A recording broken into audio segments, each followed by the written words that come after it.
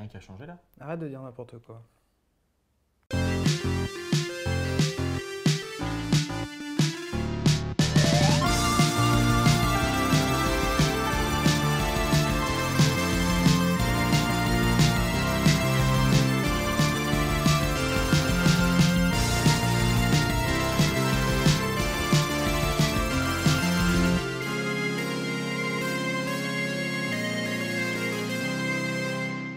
Bonjour à tous et bienvenue dans Marvel Scope, l'émission qui vous parle de comics book et de super-héros. Excelsior! Ça va toi? Ça va et toi? Ça va.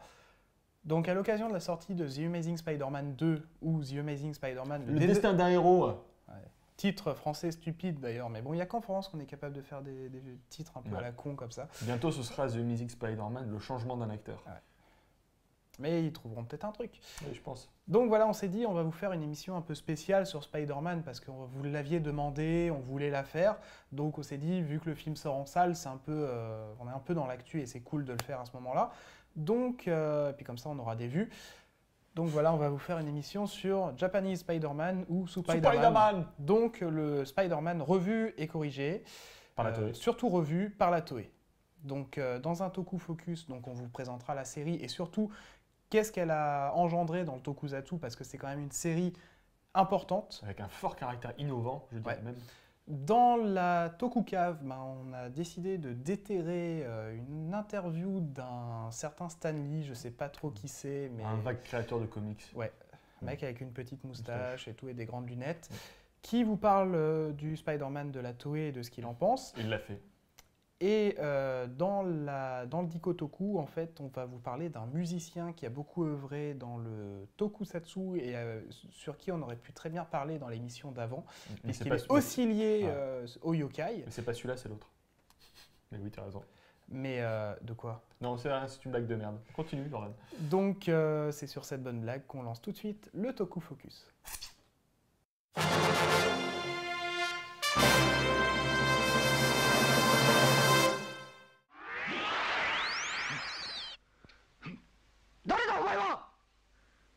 地獄からの使者スパイダーマン父とガリアの復讐を俺が果たす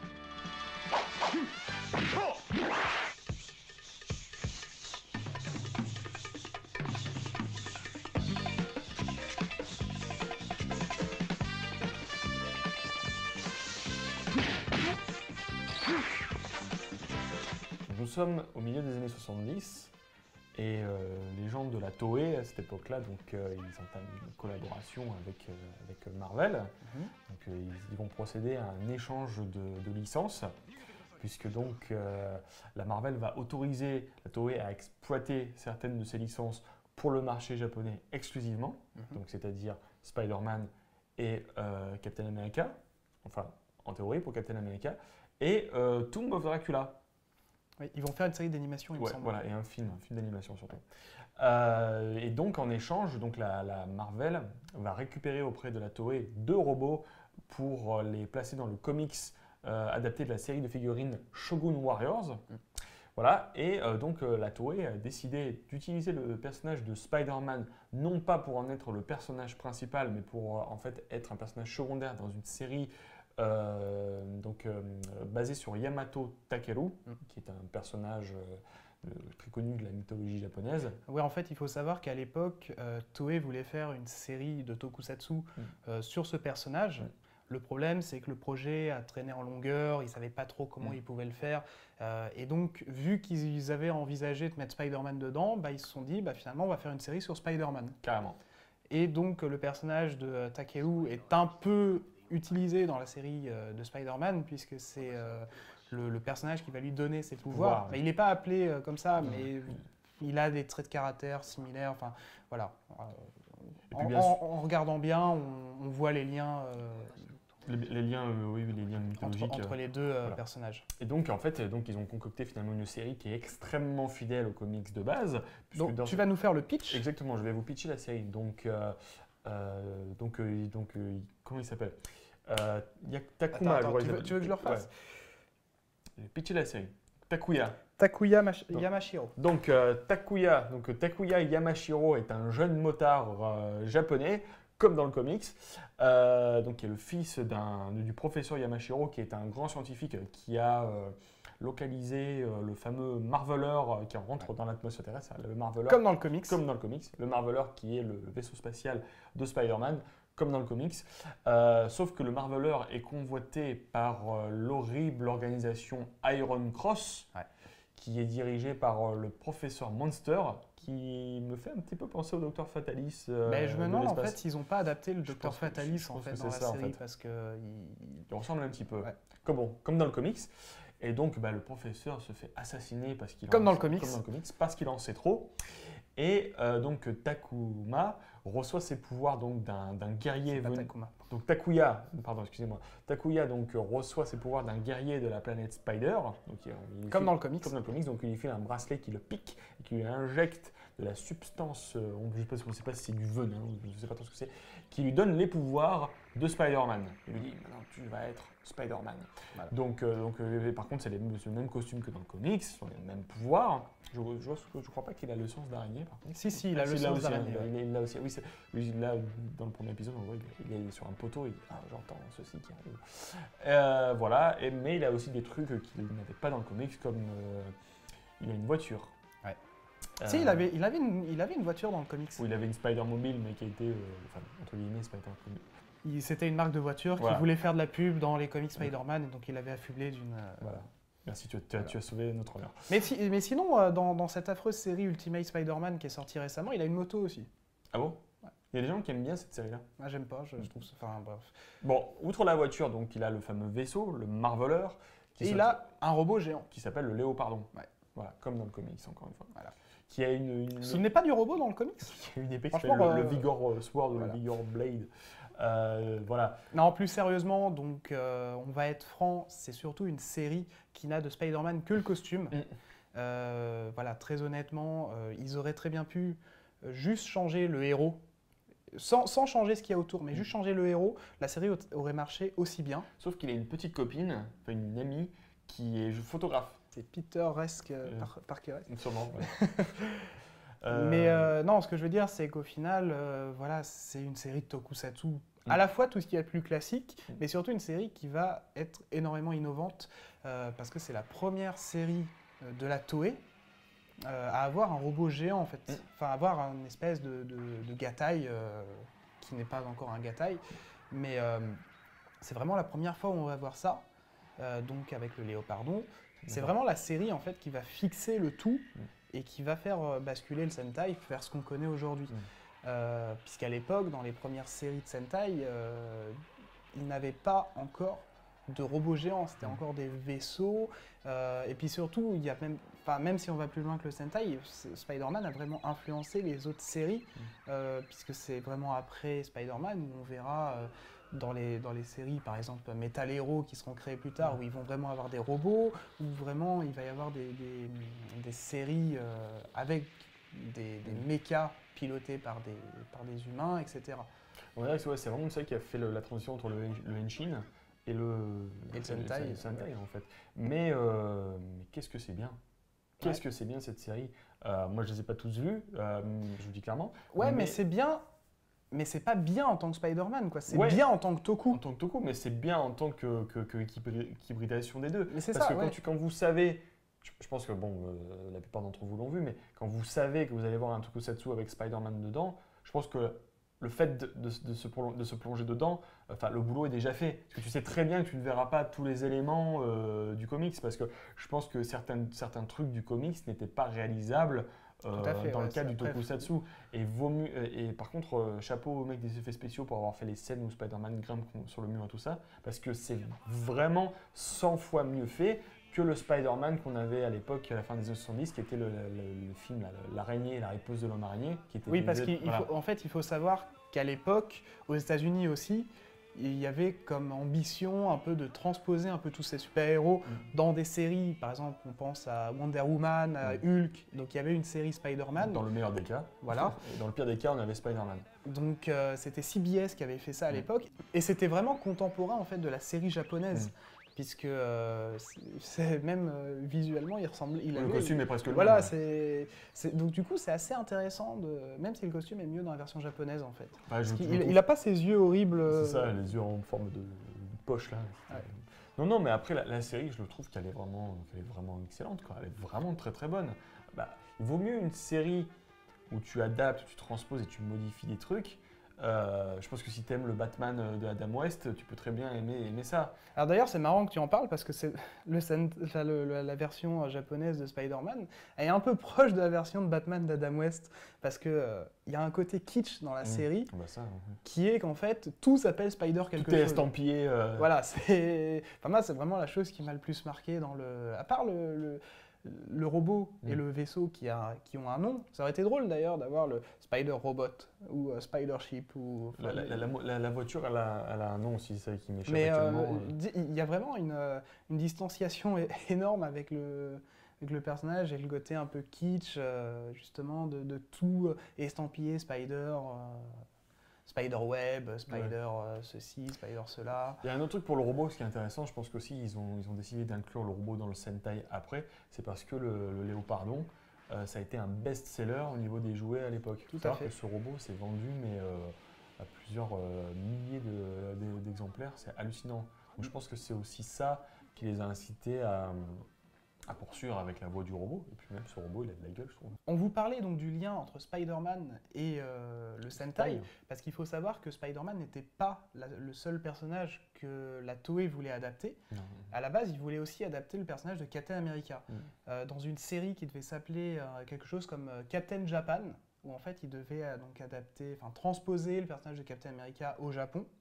Malheureusement, la série ne s'est pas faite, mais par contre, ils ont un peu rebossé le projet et ils ont inclus ce qui devait être Captain Japan en fait dans la série Battle Fever G, qui d'ailleurs au passage est la première série estampillée Super Sentai à l'époque. On précise, la première série nommée en tant que telle, ça veut pas dire que c'est le premier Sentai, attention. Non, parce que je vous vois là, avec les couteaux là. Donc voilà. La torche, tu sais. Et du coup, c'est aussi la première série à avoir le robot. Exactement. Voilà. Donc Battle Fever G, Sentai. Premier Sentai produit entre Marvel et la Toei. Donc un Sentai peut-être assez particulier, qui est encore dans la continuité des œuvres d'Ishinomori, parce qu'on n'est pas encore dans le Sentai... on n'est pas encore à Denjiman. Hein. Voilà. Et c'est marrant parce que Marvel aussi avait produit Denjiman. Enfin, ils étaient estampillés sur le copyright, mais très honnêtement, apparemment, ils s'en foutaient totalement. Et c'est comme ça que c'est sorti. Marvel a quitté le navire un peu comme ça.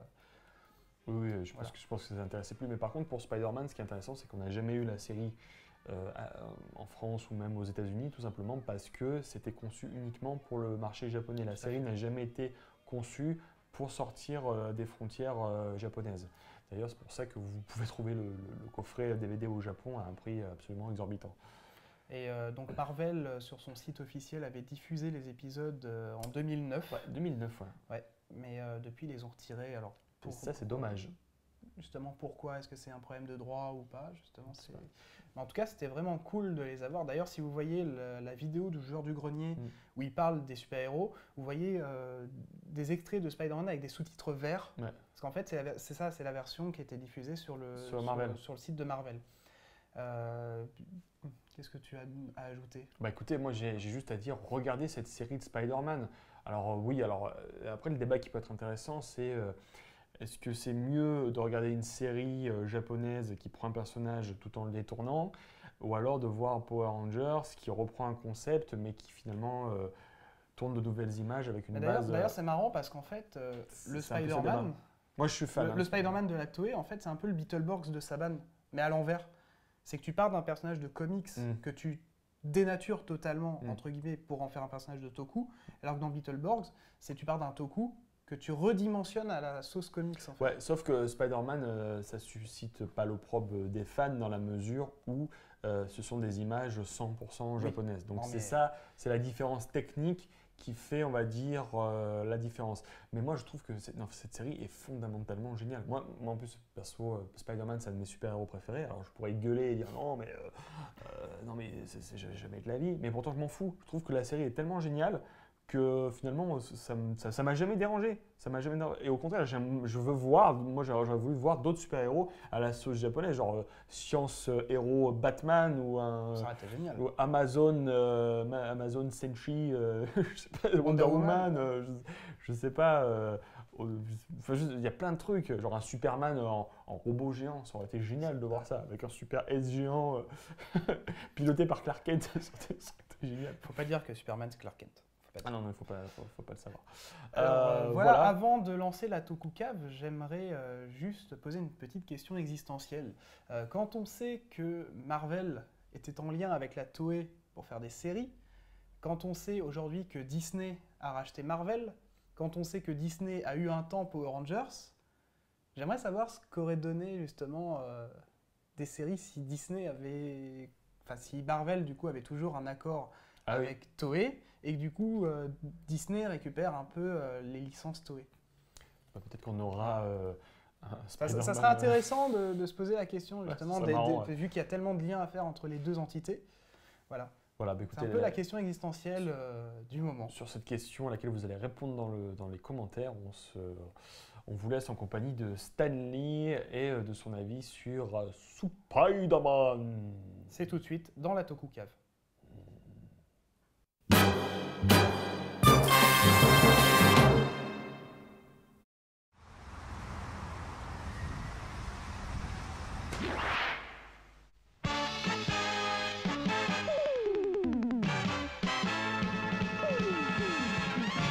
Spider-Man.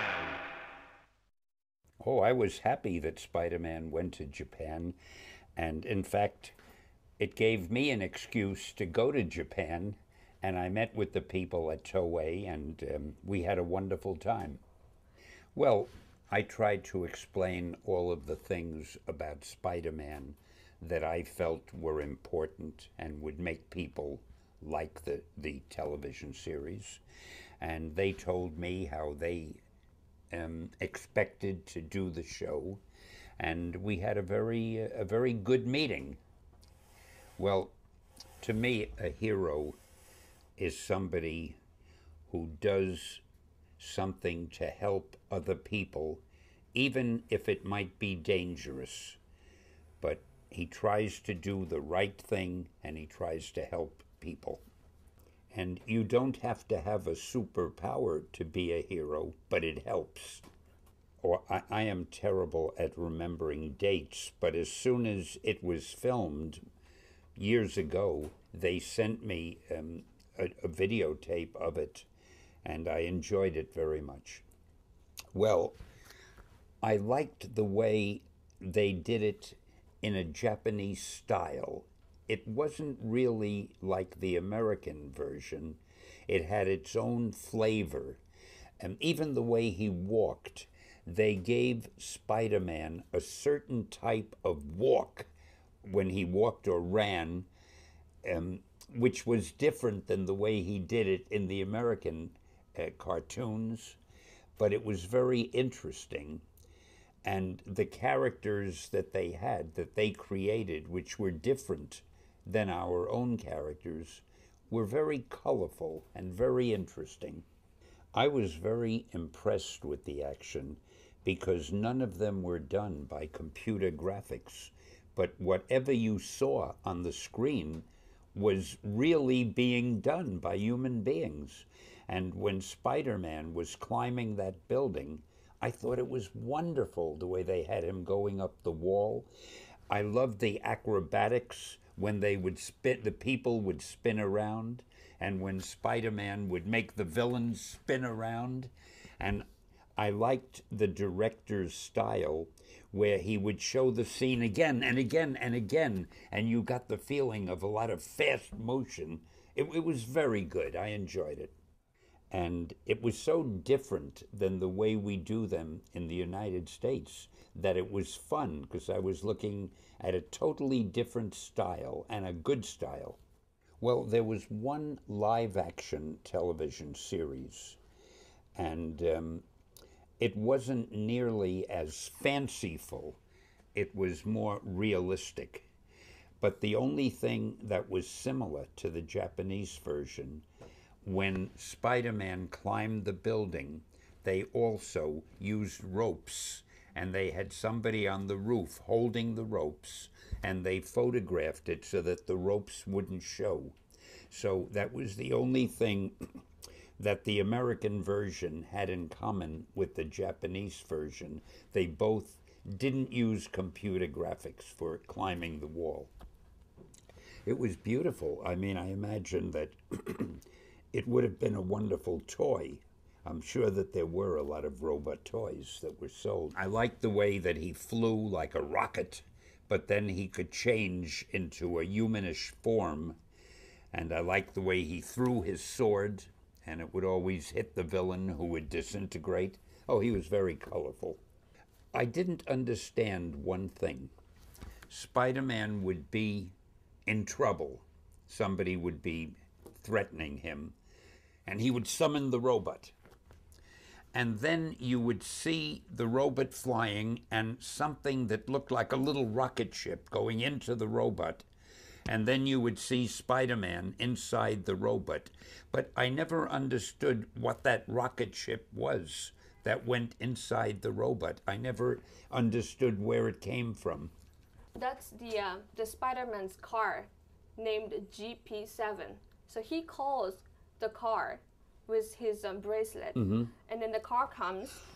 And oh, that was the car that went in? Flying. It happened so fast, I didn't recognize the car. Oh, now I understand. Thank you for explaining it. And the Spider-Man's in it. I see. Oh, So- that's great. That's great. So he lands on the plane, which transforms to the robot. Right, I understand. I watched the first one, I watched the last one, and I watched one or two in between. I remember that, and the costume dropped down and covered him, and then he became Spider. That was very good. I remember. I did see that, and I liked very much the way he began to walk and look like a spider. You know, the way he'd go like that. Excellent. Yeah. Oh, the action was wonderful. I loved the way, and again, it wasn't trick photography. Whatever you saw happening was really happening. And I liked the way Spider-Man jumped and turned around, and the way there'd be 6 or 8 villains attacking him, and he would duck under them and jump over them and knock them. It was great. It was beautifully done, really. I think it would be great. I would love to see it.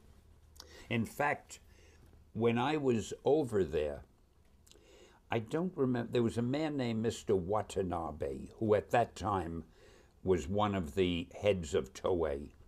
And we discussed the fact that perhaps one day they would make another series and I would write it for them, so it would be a combination of the Japanese style and the American style together.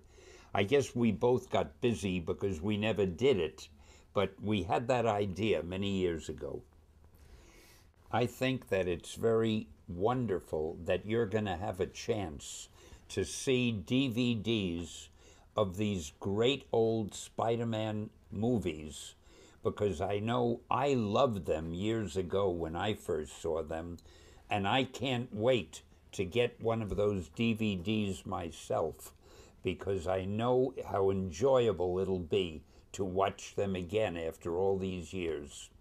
And I just looked at a few of them recently, and they hold up. They seem to be as good now as they were years ago, which is a great testimony to how well they were made. Spider-Man! Spider-Man. Spider-Man! My son! How are you? You look very good. That's a great costume. Wow, it's great. Look at that. Now, you ought to go like that, too. Oh, that's great. Now, wait. Here we go.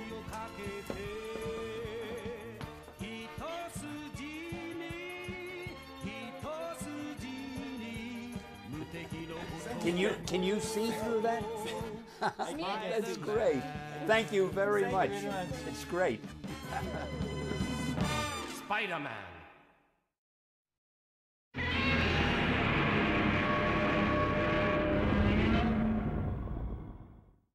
Donc, après cette interview très intéressante de Stanley, Il kiffe. qui nous a parlé de son ressenti, enfin, il nous en a pas parlé. Pas à nous, mais Voilà. aux gens de la Toei. Donc, Diko Toku, Ouais. avec notre ami la Box. Et Merci c'est beaucoup. toi qui vas piocher encore Ouais, une fois. c'est fini après. Hein. Après, on reprend les rôles. Tiens, Voilà. Alors, de qui allons-nous parler ou de quoi allons-nous parler? le papier a été soigneusement plié. Hein. Ça va être très... Nous allons parler de Michiaki Chumei Watanabe.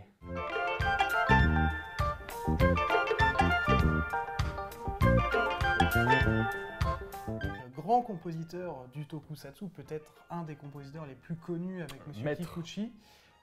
Donc on va pas vous parler de toutes les œuvres qu'il a fait, mais outre le fait qu'il a fait une musique vraiment géniale pour le Spider-Man de la Toei, il a fait par exemple les musiques de la trilogie Space Sheriff, Bien sûr. et tu disais...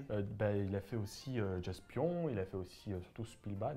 Ouais. Génialissime. Il a bossé sur les débuts du Super Sentai. Alors il a fait Go Ranger, il a fait Jack, il a fait Battle Fever G, il a fait Denjiman, il a fait Sun Vulcan. Sun Vulcan, il a fait Google Five. Enfin voilà, je veux dire. Google Five. Google Five. Le mois dernier, on vous avait parlé des yokai. Il avait fait la musique du premier et du troisième film C'est vrai, ouais. des yokai, parce que le 2, c'était Monsieur Sei Keno qui avait fait la musique.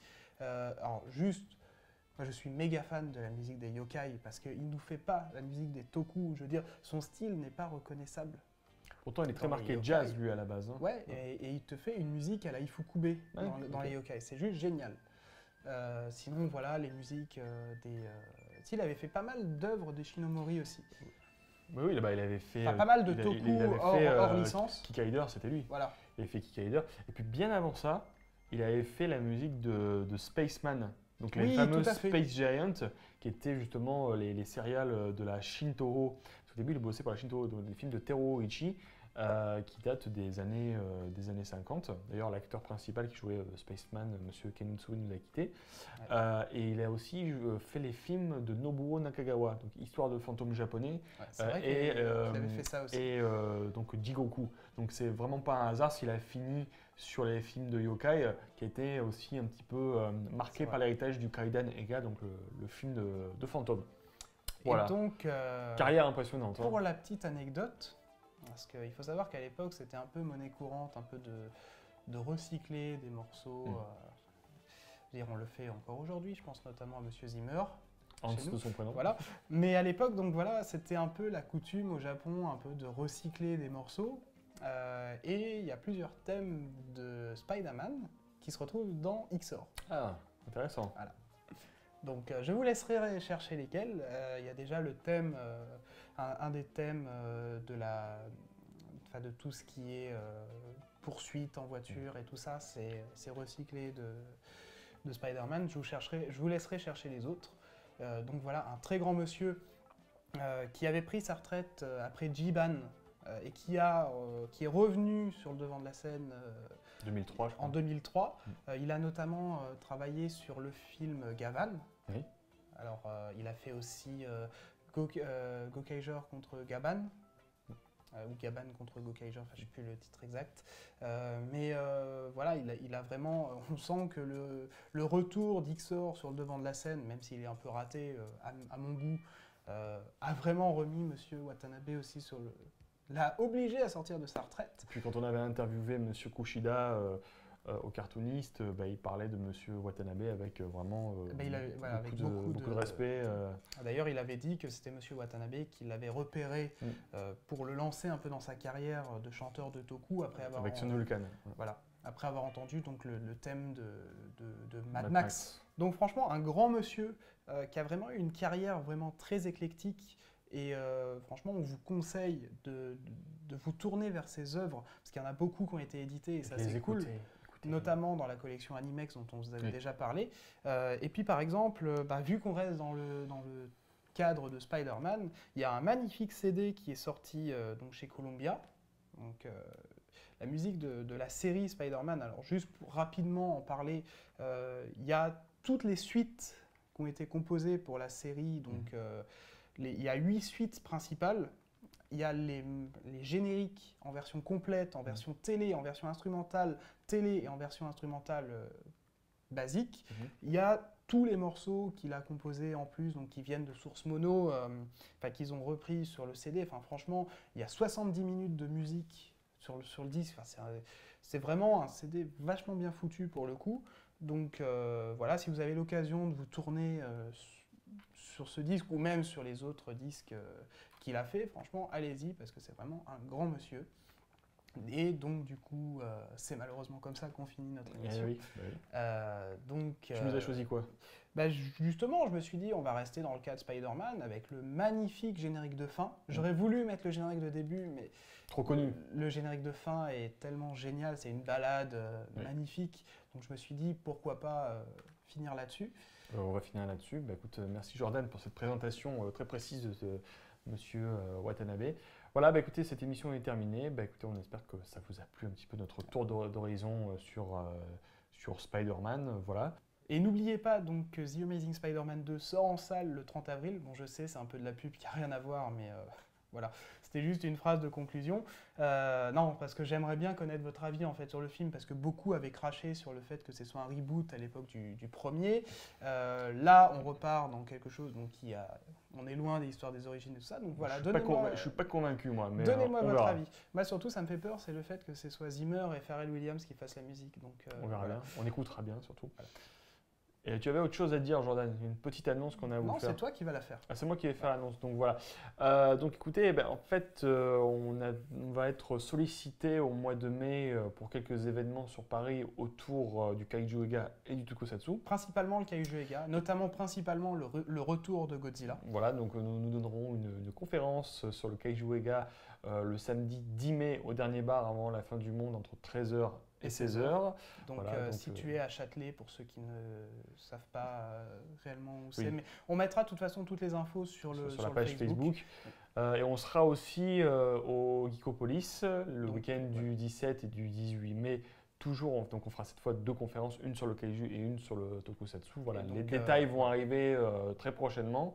Donc n'hésitez pas à venir nous voir, à venir nous parler. Sans arme à feu, s'il vous plaît. Voilà, ça serait cool. Bien. Mais franchement, on sera ravis de partager un moment avec vous et de parler de Toku et même d'autres choses, parce qu'on sait parler aussi d'autres choses. Dans la joie et la bonne humeur, voilà. Surtout.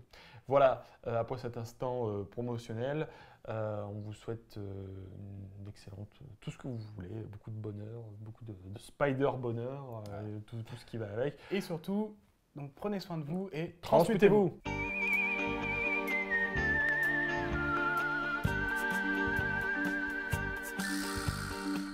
闇深く響く地獄の足